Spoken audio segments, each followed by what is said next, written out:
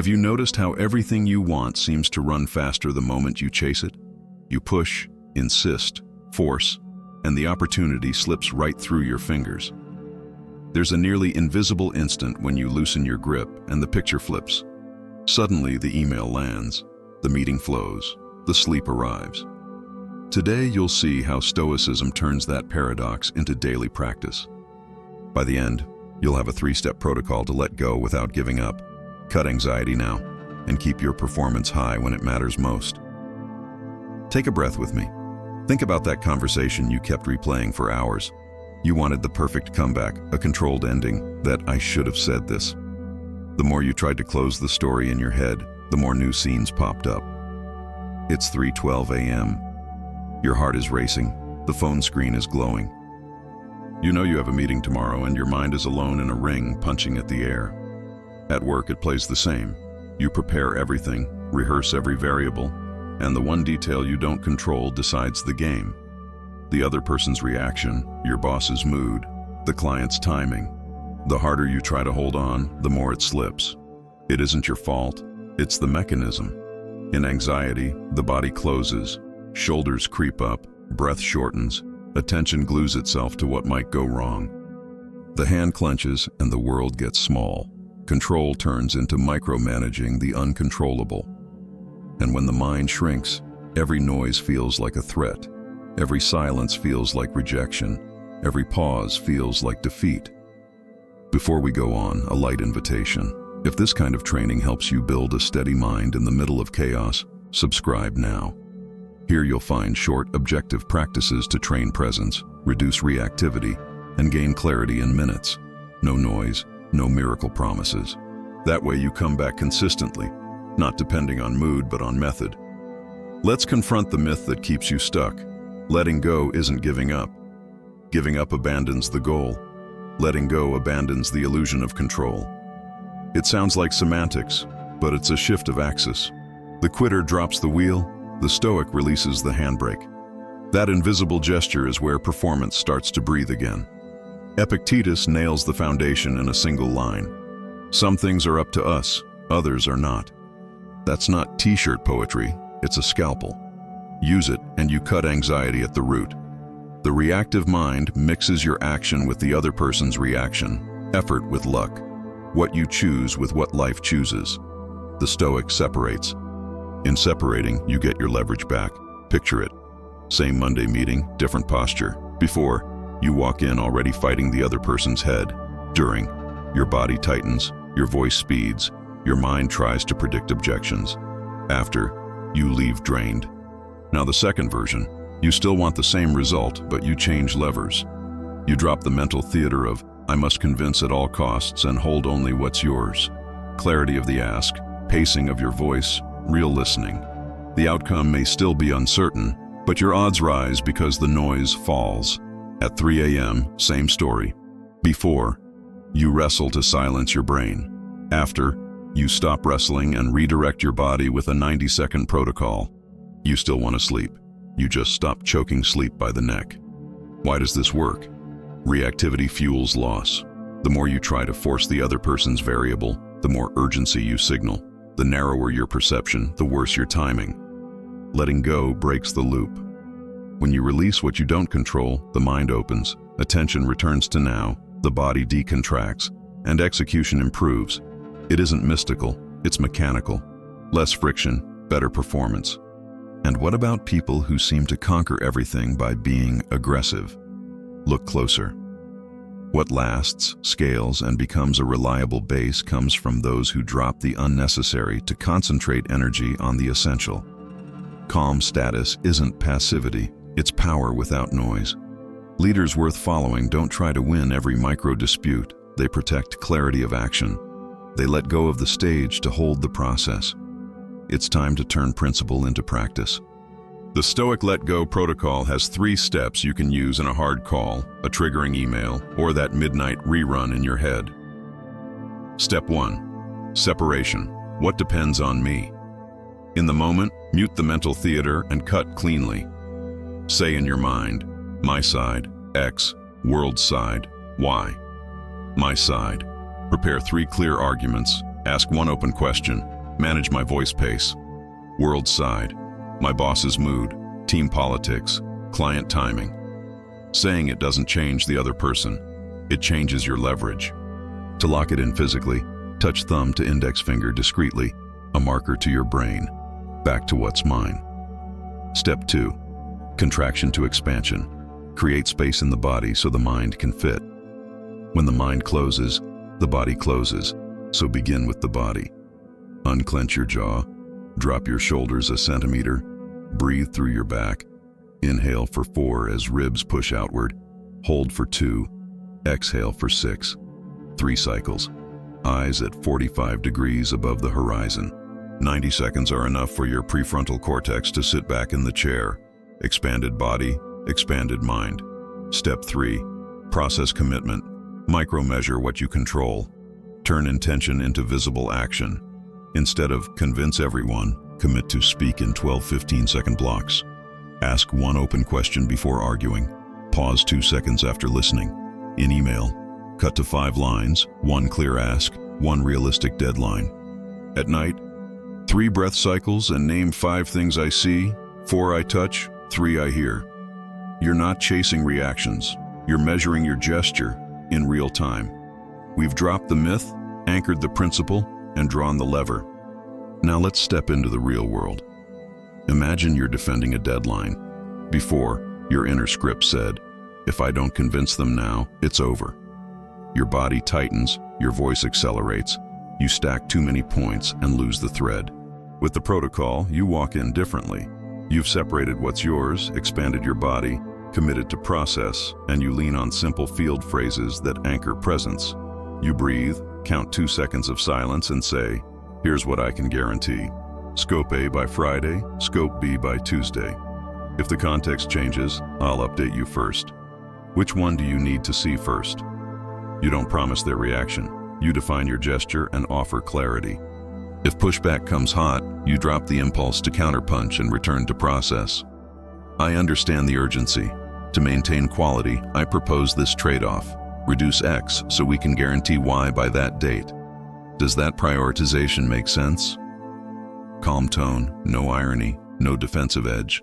Stoicism, not mysticism. Clean strategy, less noise, higher odds.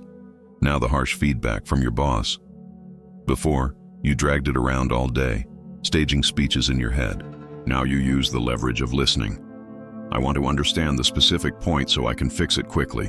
Which part exactly didn't meet expectations? If the comment stays generic, you ground it. If I were to improve just one thing this week, what should it be? You release the need to look perfect and hold the process of learning. Paradoxically, the moment you stop trying to appear flawless, you improve faster. Then the unread message. The common trigger is treating silence as a sentence. You tell yourself, silence isn't a sentence, and act cleanly. Hi, just confirming you received my previous email. Is there anything you need from me to move forward? Short, clear, without over-apology. You don't demand reaction. You open the right door. If nothing comes, you decide when it's healthy to move on, and you move on. Letting go protects your focus. At home, the hard conversation. Before, you walked in to win. Now you let go of victory and hold the truth. I care about you and want to resolve this, not win it. What do you need to hear from me right now? And what do I need to hear from you? You take the fight off the ring and put it on the table. Energy drops, intelligence rises. For the night loop, use a 90-second protocol that calms the anxious brain at 3 a.m. without fighting it. Decompress the body for 30 seconds. Jaw soft like saying, Inhale for 4. Feel the ribs open in the back. Hold 2. Exhale 6. Twice more. On the last exhale, let shoulders and tongue get heavy. The signal is threat ended, and the brain stops scanning. Anchor attention for 30 seconds with the 5, 4, 3. 5 things you see, even in the dark. Shadow of the window, outline of the door. 4 you touch, 3 you hear, 2 you smell, 1 you taste. Naming pulls the brain to the present. You don't argue with the thought, you just show it around the house. Then hand over the wheel for 30 seconds. Thinking is the brain's job, sleeping is the body's job. I'll take care of the body, the brain will handle the rest. One more 4-2-6 cycle. If a thought pops back in, say, tomorrow, paper and pen, and let it pass like a notification you don't open. Letting go here isn't giving up on sleep. It's giving up the fight with sleep. To train during work hours, use a 3-minute pocket practice between meetings. First minute, the Stoic cut, my side, world, and list 3 actions measurable in real time. Speak in short blocks, pause 2 seconds, ask 1 open question. Avoid vague verbs. Clarity lowers anxiety. Second minute, expand the body, stand neutral, breathe 4-2-6. Eyes on the horizon, jaw soft, fingers uncurled. If needed, a brief eyebrow lift for alertness without anxiety. Third minute, rehearse a field phrase softly with real pauses. Here's what I can guarantee. Or, does that prioritization make sense? Or, silence isn't a sentence. The pause is part of the phrase. It releases friction and returns time to you. Maybe you're thinking there's no room to pause when everything is on fire. That's when Stoicism proves its worth. Seneca reminds us life isn't short, we waste it. A 2-second pause doesn't delay, it prevents rework. Dropping reaction speeds up accuracy. Less noise means more velocity, and a quiet status appears. People start noticing consistency in you. That generates trust, and trust opens doors that anxiety slams shut. To keep ambition without losing calm, hold the rule of 2, preparation and presence. Preparation is what you do before, data, rehearsal, notes. Presence is what you do during. Pause, listen, pace. When something goes off plan, you let go of controlling others and hold the rule of 2. If preparation fails, presence saves. If presence wobbles, preparation anchors. That redundancy lowers your fear of losing control because you never run out of leverage. Where's the line between letting go and passivity? If your visible action decreases, you're giving up. If your visible action improves, you're letting go. Letting go is dropping dead weight so you can walk faster. Giving up is leaving the trail. A quick check. What have you done in the last 10 minutes that another person could actually see? If the answer is nothing, reignite the process. Send a 5-line email with 1 clear ask a concrete question, draft 3 lines. If there's visible action, you're on track. Test a 24-hour experiment. Every time you feel reactive urgency, run the SOS microcycle. Separate, oxygenate, simplify. Separate what's yours from the world's. Oxygenate with 2 cycles of 4-2-6 breathing. Simplify by turning intention into a 60-second measurable action. Instead of resolve the whole project, write 3 sentences that define the scope. At day's end, count how many loops you broke with SOS. You'll see fewer impulsive messages, less rework, more useful replies. Keep an image your brain can repeat. You in a storm, hands steady on the right lever. The sea doesn't obey, the wind doesn't obey, yet the boat moves because you stopped fighting the water and started working the sails. When you let go of what was never yours, you find what always was. Your gesture, your focus, your rhythm. That's where everything you want comes when you let go, stops being a slogan and becomes a method. Practical stoicism, high performance without noise, anxiety off stage. Let's go deeper into friction. You already have the 3-step protocol and the SOS cycle. Add 3 auxiliary engines for when pressure spikes, a control compass, a 0 friction log, and calm scenario rehearsal. They form a triangle of stability, direction, debugging, and preparation. In the morning before your phone, take 2 minutes for the control compass, 2 invisible columns. Column A, your levers, what you can see and measure in yourself. Column B, the world's variables, what impacts you but doesn't obey you.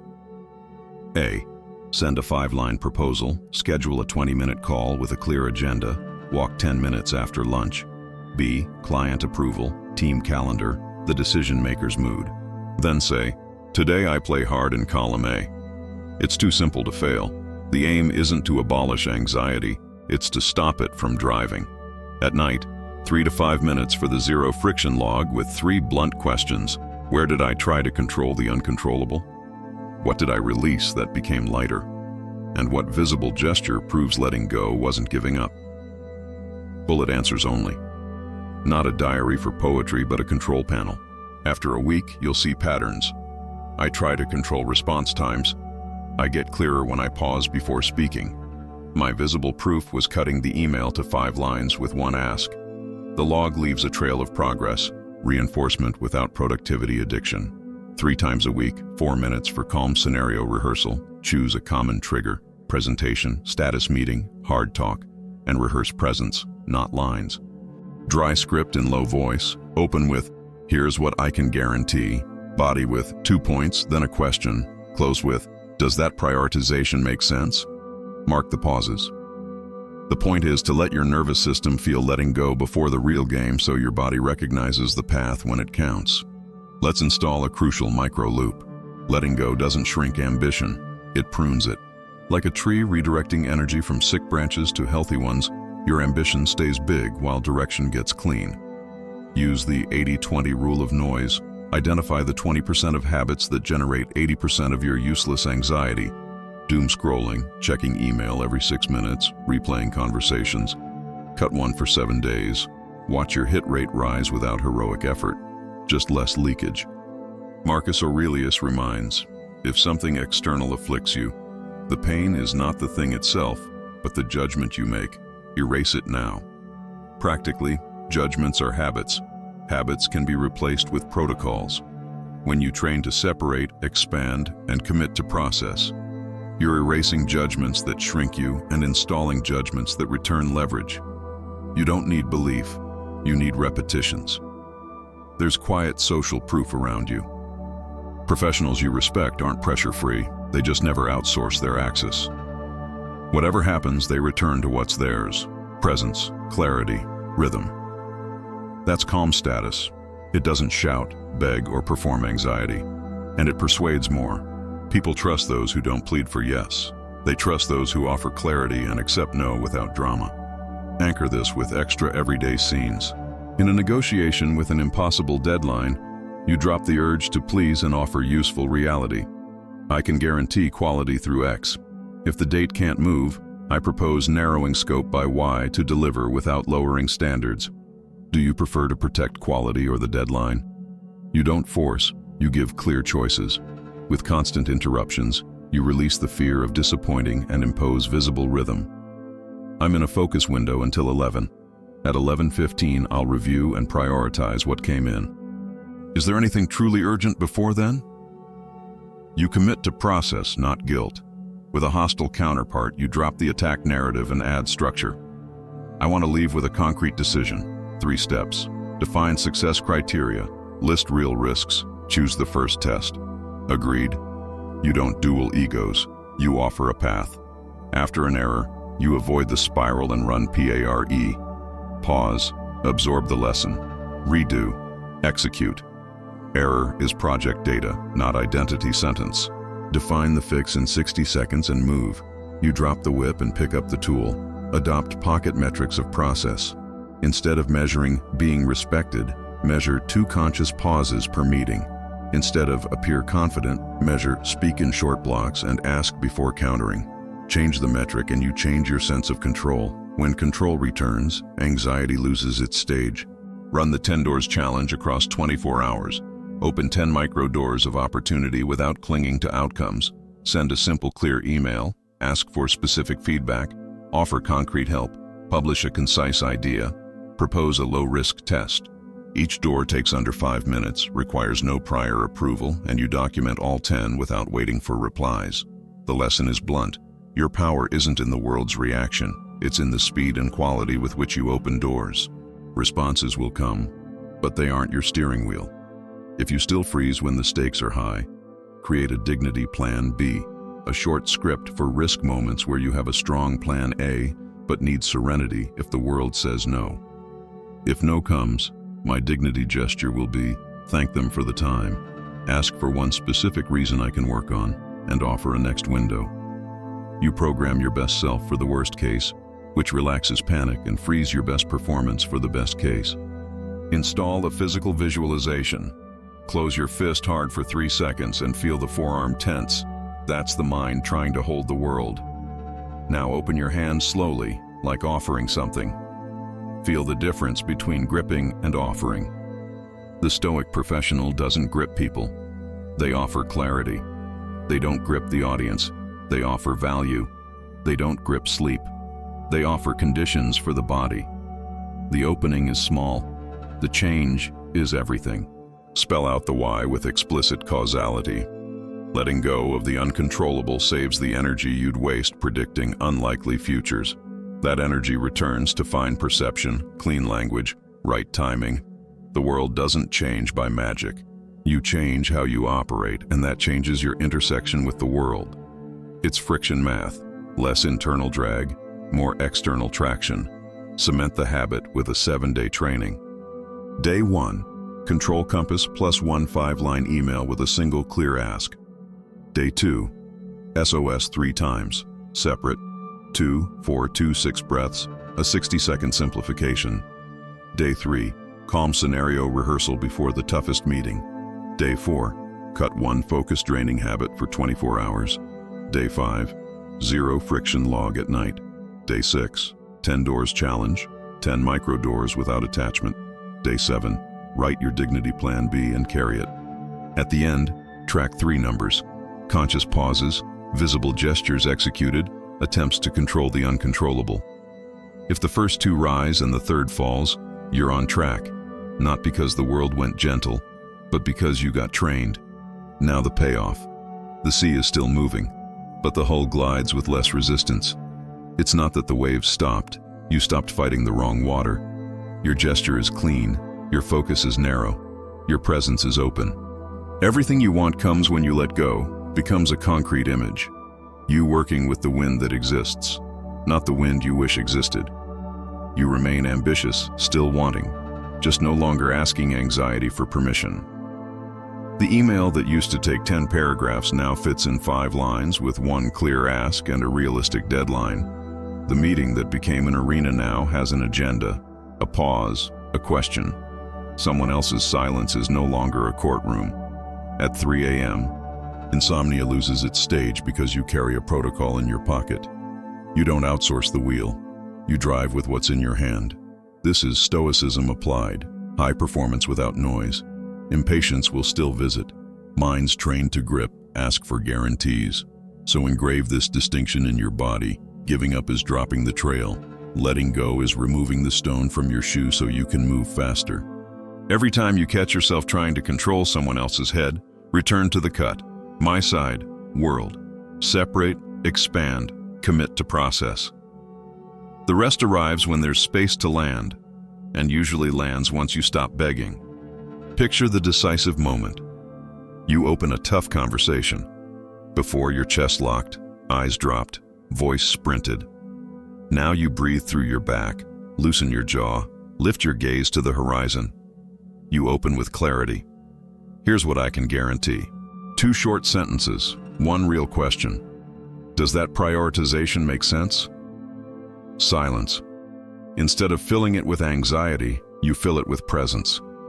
The other person feels space. Debate turns to decision. You leave with dignity, yes or no, because your metric was your gesture, not applause. Results? More yes than before. More importantly, more peace with no. This is the invisible mechanism that changes everything. When you release the uncontrollable, your energy stops evaporating into micro-wars and returns to execution. Clean language, fine perception, right timing. It isn't cold, it's warmth in the right place. It's serenity that powers strength. It's calm status. People don't see urgency disguised as haste. They see someone offering clarity and accepting reality. That builds trust, and trust attracts cooperation, respect, and opportunity. If tomorrow you forget everything, remember 3 words. Separate, oxygenate, simplify. They're available anywhere. Separate what's yours from the world's. Oxygenate with 2-4-2-6 cycles to seat your brain back in the chair. Simplify by turning intention into a 60-second visible gesture. Once this rail is installed, your life accumulates quiet wins. You're less hostage to other people's moods, to chance, to algorithms. You operate by principle, and principle is a tray that doesn't spill when it's hot. When you stumble, and you will, Run PARE. Pause, learn, redo, deliver. No whip, just tools. Mistakes stop being sentences and become project data. You release guilt and hold correction. That's strength that grows with use. In the end, letting go isn't romanticizing passivity. It's the hardest discipline, choosing your lever and keeping your hand on it while the world invites you to fight in 1,000 arenas. You become untouchable not because nothing hits you, but because nothing knocks you off the gesture that matters. That identity consolidates a future image of serene triumph. You're not the person who wins by shouting. You're the person who wins by clearing the path. If something external hurts you, remember, the pain is not the thing, it's the evaluation. And evaluation is a trainable habit. One day at a time, one protocol at a time, you reconfigure your mind to hold more of the world without losing your axis. In that space, everything you want finds a place to land.